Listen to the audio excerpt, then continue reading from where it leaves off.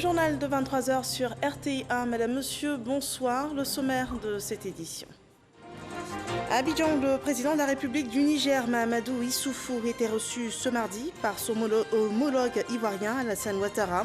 Les échanges ont porté sur la coopération entre la Côte d'Ivoire et le Niger, mais aussi les questions régionales et internationales, notamment la lutte contre le terrorisme en Afrique de l'Ouest et dans le Sahel.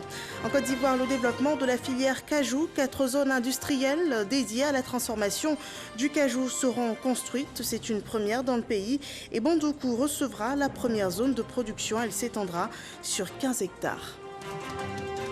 Au Congo-Brazzaville, le président sortant Denis Sassou Nguesso est déclaré vainqueur de l'élection présidentielle de dimanche dernier. Et selon les résultats provisoires annoncés ce jour, il est réélu avec 88,57% des voix pour un nouveau mandat de 5 ans. Bienvenue dans ce 23 heures. Il y a eu grande activité aujourd'hui à la présidence de la République. Le chef de l'État recevait ce jour le président du Niger, Mahamadou Issoufou. L'entretien a porté sur la collaboration entre les deux chefs d'État. Pour Mahamadou Issoufou, qui passera le flambeau le 2 avril prochain à Mohamed Bazoum, il est prévu de renforcer les relations bilatérales entre la Côte d'Ivoire et le Niger. Et ces relations auront permis d'enregistrer des progrès sur le plan de l'intégration régionale et continentale, suivant le point de cette rencontre au palais présidentiel ce jour avec Viviane Aïma.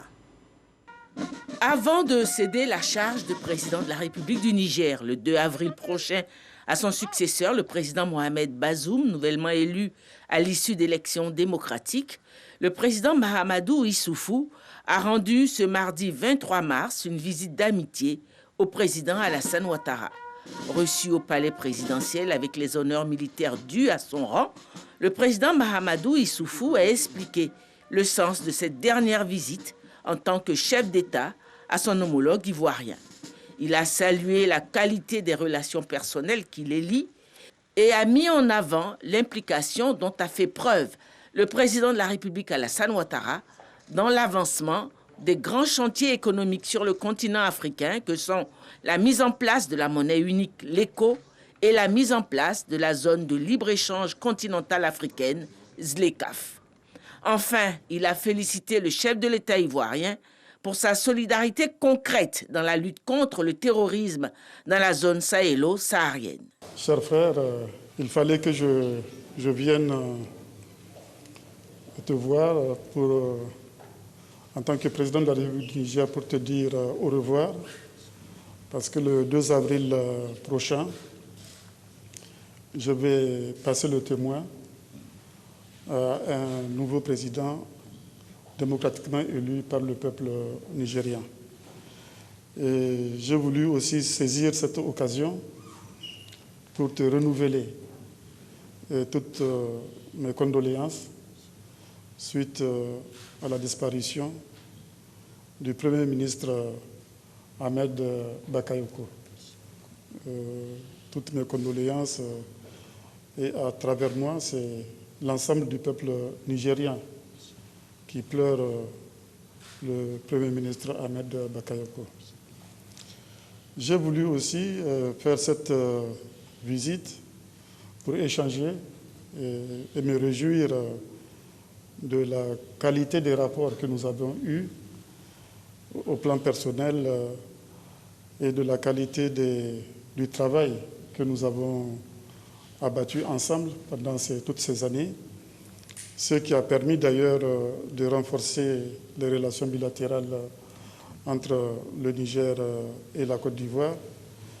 Et ce que nous avons fait ensemble a permis d'enregistrer également des progrès au plan de l'intégration, aussi bien au niveau régional, au niveau de l'UEMOA, au niveau de la CEDEAO et à l'échelle du continent.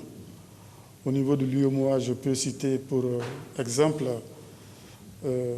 les importants progrès que nous avons faits dans la réforme de notre monnaie unique, réforme faite dans la perspective d'ailleurs de la monnaie unique de la CEDEAO, qui est un autre chantier sur lequel nous avons progressé, même si ce chantier a été un peu retardé par la Covid-19 qui a fait voler en éclats le pacte de convergence qui était en place. Je voudrais aussi citer le dossier de la zone de libre-échange continentale africaine, dossier sur lequel j'ai eu très fortement ton soutien en tant que champion désigné par la conférence des chefs d'État pour m'occuper de ce dossier. Je remercie la Côte d'Ivoire, je te remercie pour l'accompagnement, le soutien dont j'ai bénéficié pour faire avancer ce dossier. J'ai noté également la très forte solidarité de la Côte d'Ivoire dans la lutte contre le terrorisme qui menace les pays du Sahel et les pays du bassin du lac Tchad.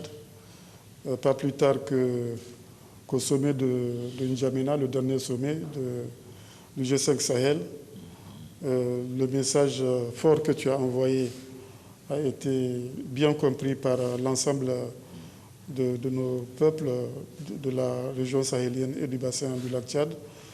La Côte d'Ivoire a manifesté sa forte solidarité dans ce combat que nous menons pour la sécurité du Sahel et pour la sécurité du bassin du lac Tchad et pour la sécurité de la région tout court. Et nous avons apprécié le soutien financier de la Côte d'Ivoire, surtout pour le financement du contingent tchadien qui a été donc déployé dans la zone de 3 frontières. Cela n'est pas passé inaperçu. Je voudrais vraiment te remercier très fortement pour ce soutien financier qui permet de continuer l'intensification de la lutte contre le terrorisme. Merci, Monsieur le Président. Merci pour ces paroles très aimables et votre mot de condoléances. Vous connaissiez bien Ahmed Bakayoko et Amadou Gon Coulibaly. Donc, ce sont 2 personnalités de grande qualité qui nous ont quittés ces derniers mois. Et j'ai apprécié à chaque fois la représentation du Niger par votre Premier ministre, qui a toujours été à nos côtés. Donc, grand merci pour cette marque de solidarité. Et je tiens aussi à vous féliciter pour votre décision. Et ce qui importe pour nos pays, c'est la paix. Et nous sommes très attristés de voir toutes ces attaques. Récemment à Tillabéri, à Tawa, avec plus de 100 morts en une semaine. Et évidemment, je vais vous dire que nous sommes totalement engagés à vos côtés.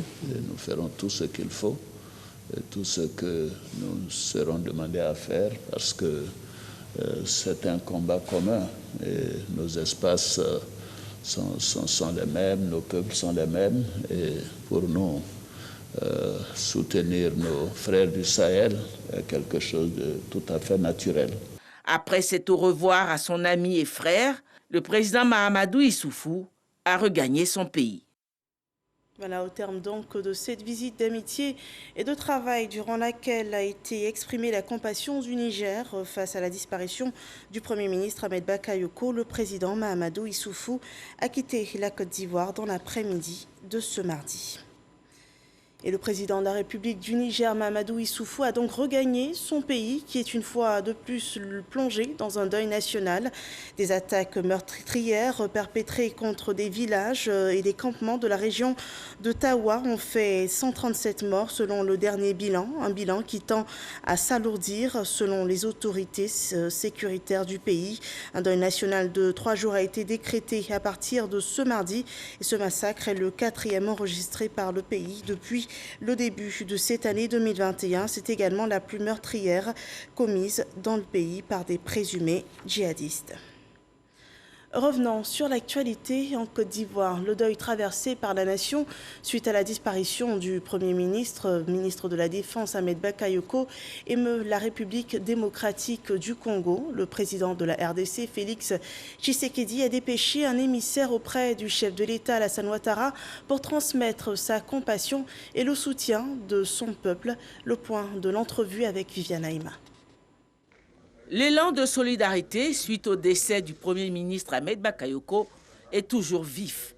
Le conseiller spécial du président de la République démocratique du Congo, François Beya, a été reçu ce mardi 23 mars au palais présidentiel par le chef de l'État, le président Alassane Ouattara.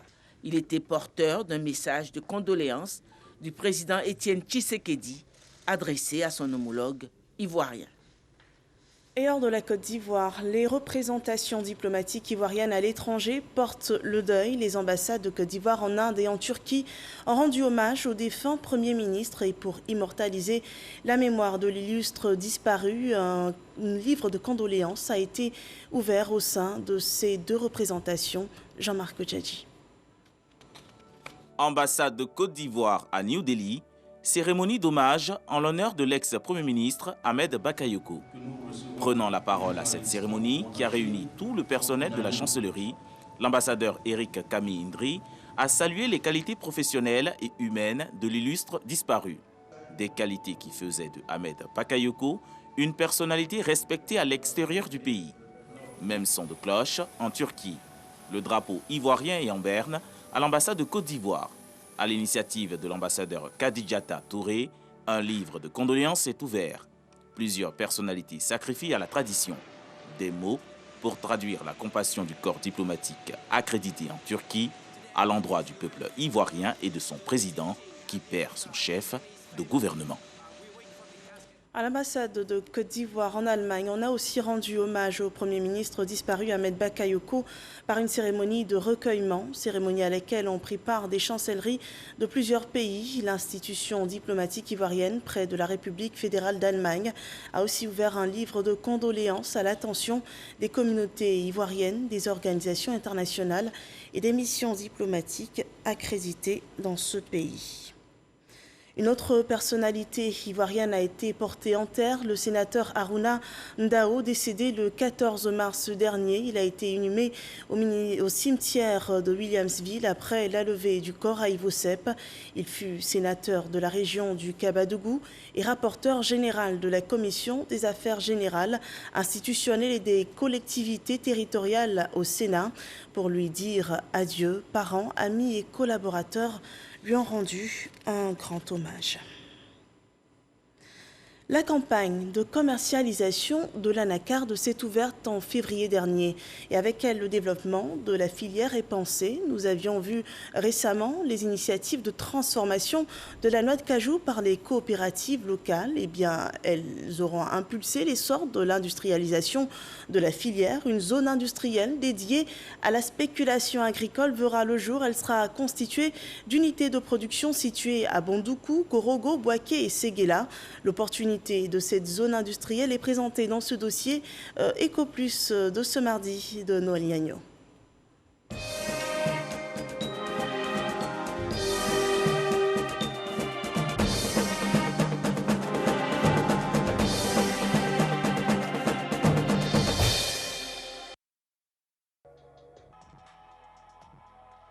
Voilà l'image virtuelle de la zone agro-industrielle de Bondoukou dédiée à l'anacarde. Son coût de réalisation, 9 milliards de francs CFA. Durée des travaux, 12 mois. Commençons par comprendre la portée d'une zone agro-industrielle. C'est un espace qui permet de réunir un certain nombre d'infrastructures pour faciliter la transformation des produits. Le plus souvent est rattaché à un ou plusieurs produits agricoles. Maintenant que nous sommes situés, quels sont les enjeux d'une zone dédiée? Et en tant que premier pays producteur, nous ne transformons que 20% de notre production.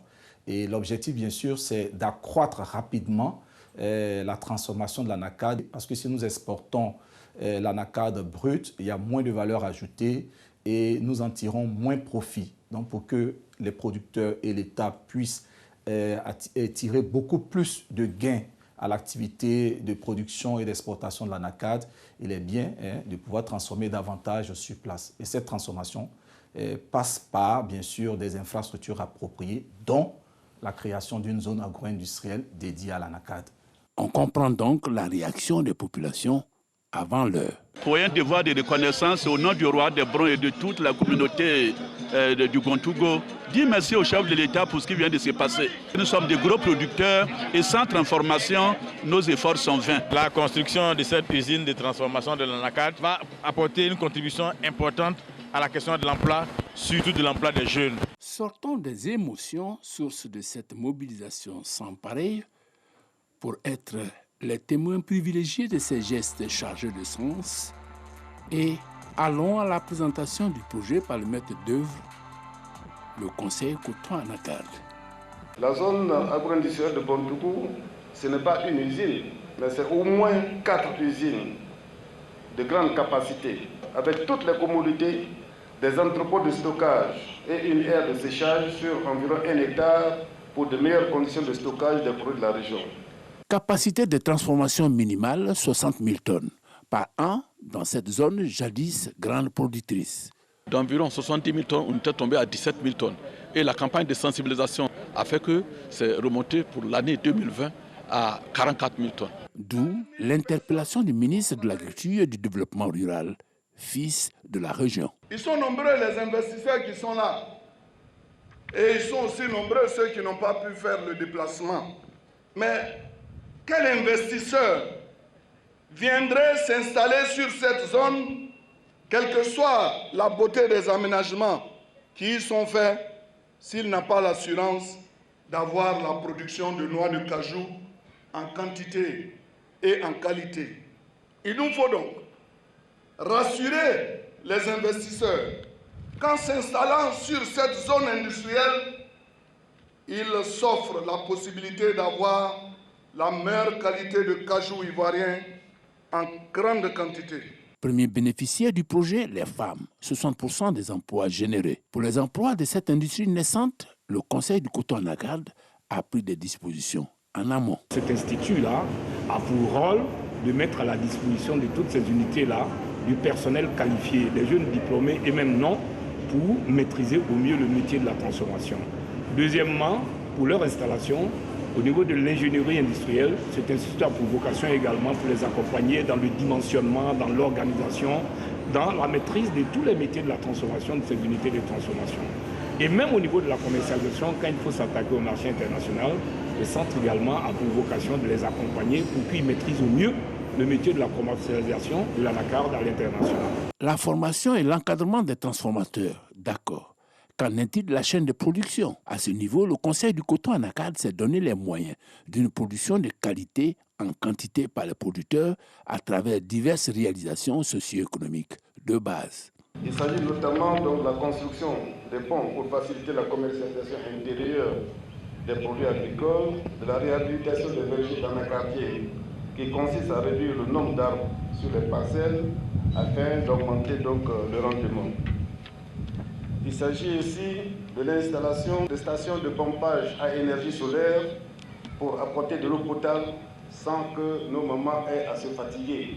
Autre disposition prise pour sécuriser l'investissement, le paiement de la purge foncière. Toutes les procédures administratives, toutes les procédures coutumières qu'il fallait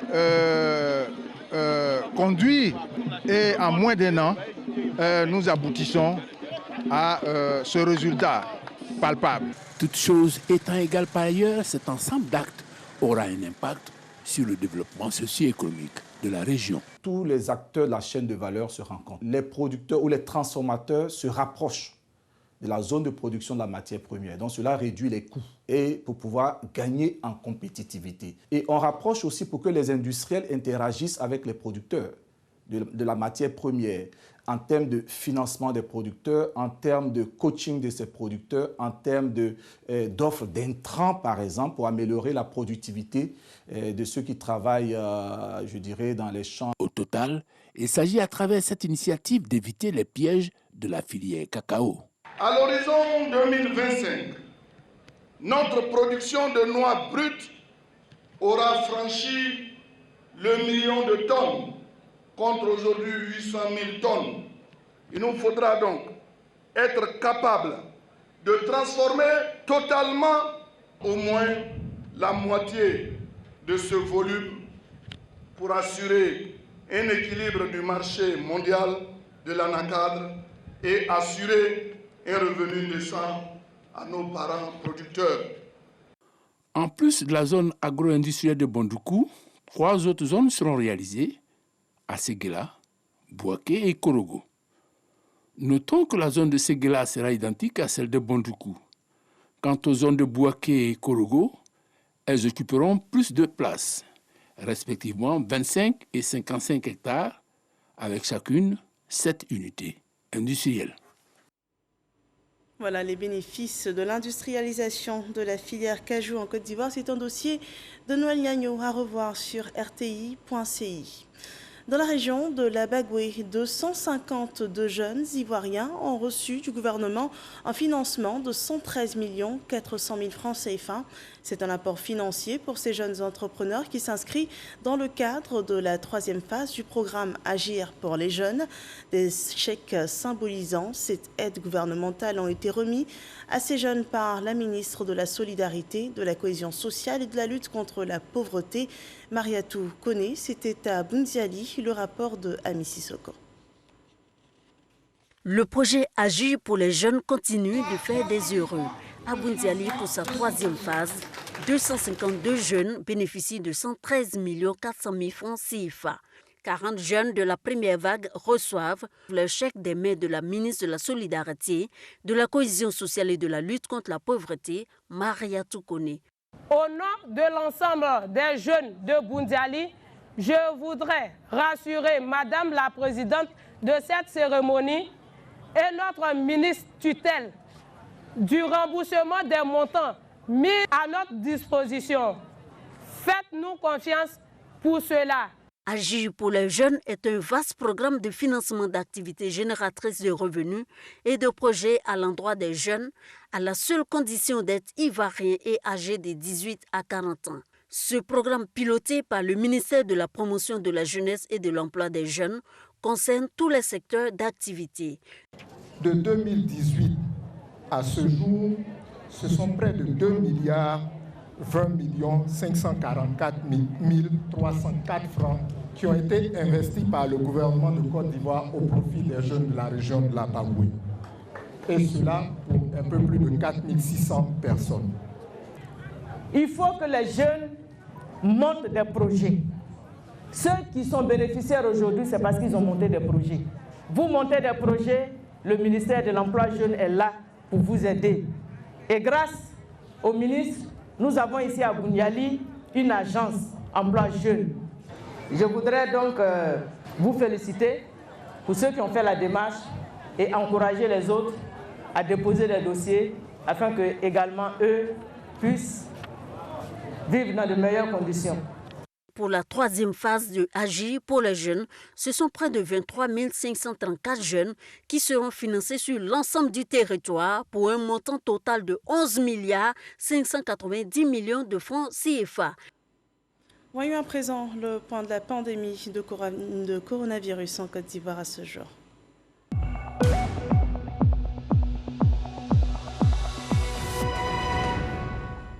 Le ministère de la Santé et de l'Hygiène publique a enregistré ce mardi 267 nouveaux cas de Covid-19 sur 1882 échantillons prélevés, ce qui fait 14,2% de cas positifs. 442 nouvelles guérisons et aucun cas de décès sont également notés.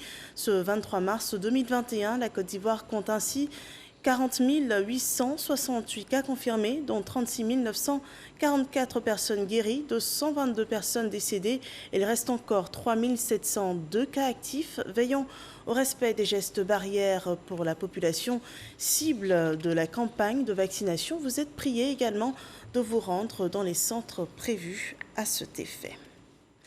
Une campagne de vaccination contre la pandémie de coronavirus est donc en cours dans le pays depuis le 1er mars 2021. À ce jour, plus de 20 000 personnes ont reçu leur dose de vaccin anti-Covid. Le vaccin AstraZeneca est celui qui est administré dans les 61 centres de vaccination en Côte d'Ivoire. Après la polémique en Europe sur ce vaccin, les autorités sanitaires ivoiriennes rassurent de l'efficacité de ce remède anti-Covid. On voit cela avec Salima Toudia. Plus de cas positifs ces dernières semaines, la Côte d'Ivoire enregistre ses taux de positivité les plus élevés, avec 19,6% au mois de mars, largement au-dessus des 5% recommandés par l'Organisation mondiale de la santé. Dans son plan stratégique de riposte, la campagne de vaccination contre la Covid-19. 24 639 personnes ont été vaccinées à ce jour, avec 61 centres de vaccination ouverts à Abidjan pour l'heure. La Côte d'Ivoire a décidé de vacciner 58% de sa population afin d'atteindre une immunité collective. COVAX a promis nous soutenir sur la phase 1 en prenant en charge les vaccins pour 20% de la population, soit 5,6 millions de personnes. Et le nouvel accord de financement avec la Banque mondiale prévoit également acquérir des vaccins pour 19% de la population, soit 5,3 millions de personnes. La phase 2 et la phase 3 seront concernées par ce financement. Des doses de vaccins AstraZeneca, Pfizer ou encore Sinovac sont attendues. Nous attendons 1 740 000 doses de vaccins AstraZeneca d'ici fin mai, plus tard. Nous attendons également 100 000 doses de vaccins Pfizer d'ici mi-juin. Je dois dire également que nous attendons de la Chine 100 000 doses de vaccins. C'est un don gratuit, 100 000 doses de vaccins, probablement dans la semaine. C'est le vaccin Sinovac. La troisième phase, concernant les personnes dont l'âge est compris entre 18 et 49 ans, sera bientôt lancée. La campagne s'étendra également à l'intérieur du pays, avec entre autres les villes de Bouaké et San Pedro.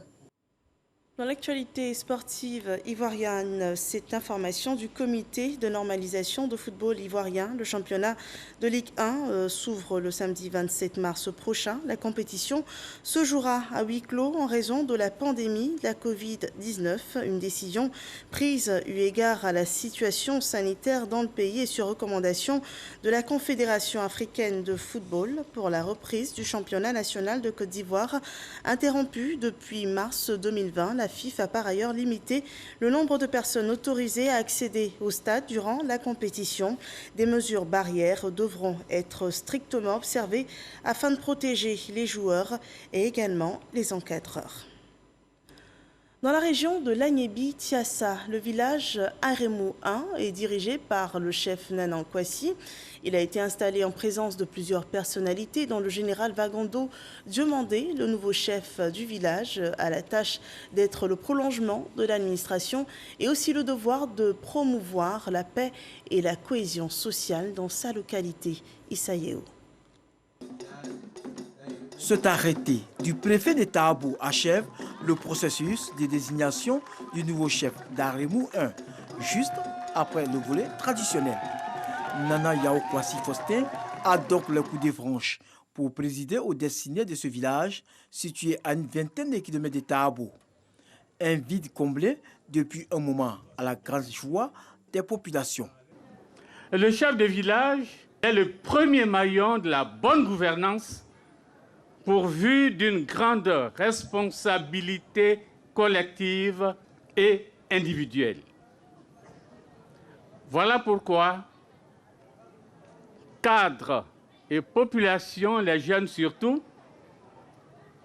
d'Aremou 1, ils méritent votre caution, votre respect pour bénéficier de sa bénédiction. Le président du conseil régional de l'Agnébi-Tiassa salue la nomination du nouveau chef. Il exhorte à la paix et à l'union autour de lui. Aremou 1 qui aspire au développement ne peut pas arriver à son objectif sans que la tête, qu'est le chef, ne soit installée. Voilà chose faite aujourd'hui et je voudrais vraiment vous dire merci pour le choix qui est porté donc sur le Nana. Pour la ministre de la Culture et de la Francophonie, Raymond Goudou Kofi, le président de la République, Alassane Ouattara, aspire à la mise en place d'institutions fortes. Cela passe, selon elle, par une bonne organisation de la chefferie traditionnelle. Le problème de cohésion est un problème que tous les villages connaissent. Et je sais que vous aurez la lumière reçue par le Seigneur, par l'Esprit Saint, pour qu'il vous guide, pour qu'il vous aide à remplir votre charge selon les directives de notre Dieu. Le chef du village, qui est le dernier maillon de notre administration, n'est pas moins le premier socle sur lequel repose la cohésion et l'harmonie dans nos communautés villageoises et partant dans le pays tout entier. L'un de ses devoirs est de veiller à la préservation de la coexistence pacifique entre les différentes communautés. C'est donc convaincu de cette place cruciale des chefs dans l'équilibre social que son Excellence, Monsieur le Président de la République lui-même, descendant de chefs, a posé plusieurs actes forts tendant à consolider leur assise institutionnelle. Les ministres Vagondo Dioumandé et Raymond Goudou Kofi, en présence de l'ambassadeur de la Côte d'Ivoire en France, Maurice Kwaku Bandama, cadre de la région de l'Anibi-Tiassa, ont exhorté la chefferie traditionnelle à œuvrer pour la paix et la cohésion dans le village. L'information hors de chez nous au Congo, Brazzaville, le président sortant Denis Sassou Nguesso est réélu pour un nouveau mandat de 5 ans. Selon les résultats provisoires de la présidentielle de dimanche dernier, il remporte le scrutin avec 88,57% des voix.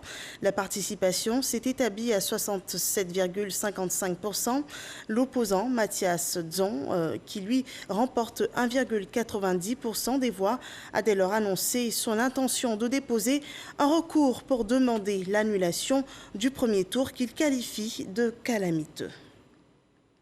Voilà pour l'essentiel de l'actualité. Merci de nous avoir suivis. Ce journal est terminé. Excellente fin de soirée sur RTI 1.